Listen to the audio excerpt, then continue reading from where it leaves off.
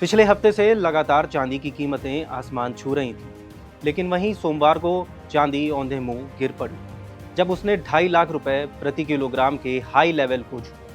इसके कुछ देर बाद ही एक घंटे में चांदी में 21,000 रुपए से ज्यादा की भारी गिरावट आई।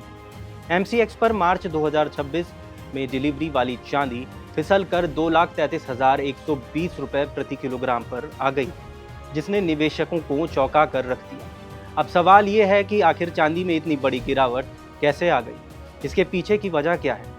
आइए जानते हैं भारत समाचार के एक्सप्लेनर में। चांदी का पहले तो ऊपर जाना और फिर एकाएक नीचे गिर जाना अचानक नहीं हुआ है। कुछ विशेषज्ञों का मानना है कि इसके पीछे अमेरिकी राष्ट्रपति डोनाल्ड ट्रंप और यूक्रेनी राष्ट्रपति वोलोदिमीर ज़ेलेंस्की के बीच युद्ध विराम को लेकर काफ़ी करीब पहुंचने की बात हो सकती, लेकिन पूरी तरह से यही वजह है, ये भी अभी कंफर्म नहीं हुआ है।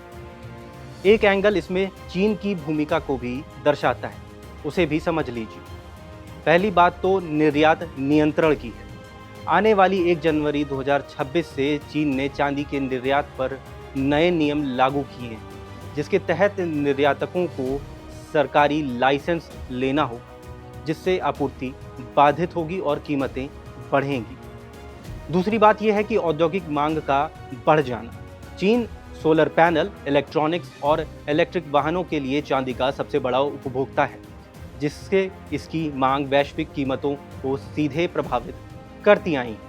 उत्पादन और आपूर्ति में प्रभुत्व चीन दुनिया का दूसरा सबसे बड़ा चांदी उत्पादक रहा है। उसके फैसले वैश्विक आपूर्ति श्रृंखला पर बड़ा असर डालते रहे हैं।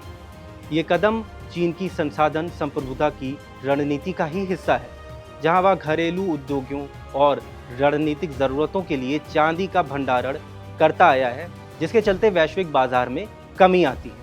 तीसरा और सबसे इम्पॉर्टेंट रीज़न है, चीन की यह नीति आपूर्ति की कमी को बढ़ाती है, जिससे निवेशक और उद्योग सप्लायर कम होने से पहले ही चांदी खरीदने लगते हैं, जिससे कीमतें और तेज़ी से बढ़ने लगती हैं।